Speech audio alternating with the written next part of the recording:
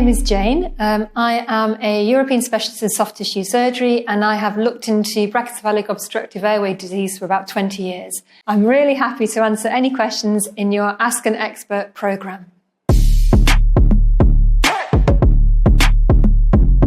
So brachycephalic dogs are dogs that have got a shorter, wider head.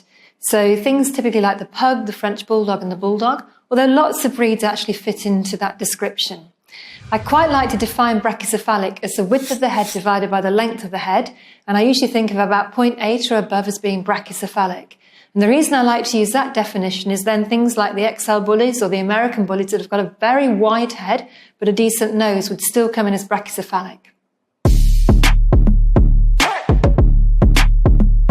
So usually if you're snoring, you've got a little bit too much tissue in either your nasal cavity or your nasopharynx. And what you're seeing is the vibration of the palate because you've got airway pressures that are increased. Now, some dogs can snore lightly and it doesn't cause them any major issues. But if you've got a puppy that's snoring, that is quite worrying. And also some dogs snore so heavily they actually wake themselves up. They get obstructive sleep disorders. So it's a little bit like humans. Occasional snoring, fine. But if it's really heavy snoring, if they're waking themselves up, then that's not normal. Reverse sneezing is interesting because many dogs will have reverse sneezing, but we do tend to see it a little bit more in the brachycephalic dogs. It usually indicates there is some irritation in the nasal cavity or the nasopharynx. It's usually not significant, but it's distressing, and it's distressing for owners and for the dogs. Usually the way to break it is to try and take their mind off what's happening, and I usually give dogs a treat, and if they swallow, they usually stop, okay?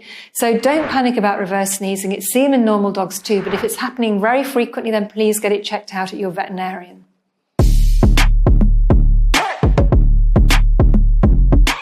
So some brachycephalic dogs, particularly the French bulldogs, have got excessive nasal tissue. So inside the nasal cavity, they've got scrolls of tissue called turbinates, which are both bone and also soft tissue with a mucosal lining. Now, dogs cannot sweat. They don't have sweat glands. So they lose their heat by air passing over that mucosa. So when they're panting in the summer, they're bringing air in really quickly and they're pushing it out through their nose, and that acts as a heat exchange. Now, if you've got an occluded nose, they can't do that. Therefore, they cannot get rid of the heat in their body, and they're very sensitive to overheating.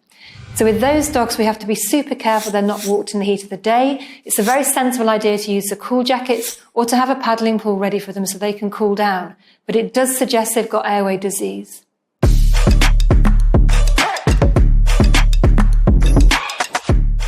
Depending on the different breeds, we've got the pugs that sometimes the eyelids don't close, so they are very prone to getting corneal ulceration, particularly if they've got a thick nasal fold.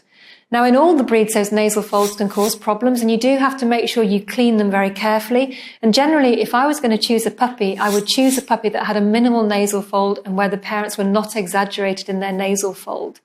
The same thing can occur at the tail, so you want to have a tail that's actually sticking out and that's not curled around, because those tail pockets can be super difficult to clean and can cause quite a lot of pain. Now, teeth as well, you may find that you've got retained deciduous teeth that need to be removed, and sometimes the teeth don't meet properly and you get dental malocclusion.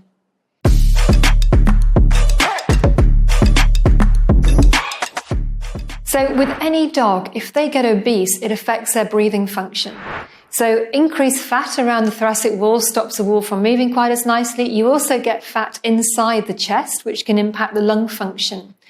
Now, particularly with the brachycephalic dogs, when they put weight on, they put fat around the throat and particularly at the base of the tongue.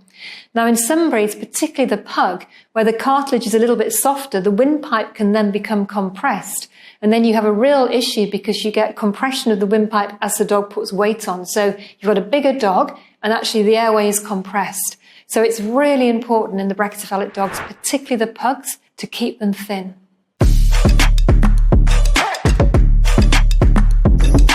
So what are you looking for in a brachycephalic puppy to see if it's got airway disease? You don't want to be able to hear a dog's breathing when it's exercising, when it's running around. So if you've got a dog that sounds like it's snoring when it's awake, please get it checked up by your veterinarian. Again, with a French bulldog, if you have a dog that's bringing its food back after meals, please get it checked up because that's often linked to airway obstruction. Other things to check, again, are going back to the parents, seeing if they can exercise, seeing if their nostrils are nice and open and mobile. So do the homework with the parents and then keep a really good eye on your puppy and make sure you're not picking up signs that you could actually act on earlier rather than later.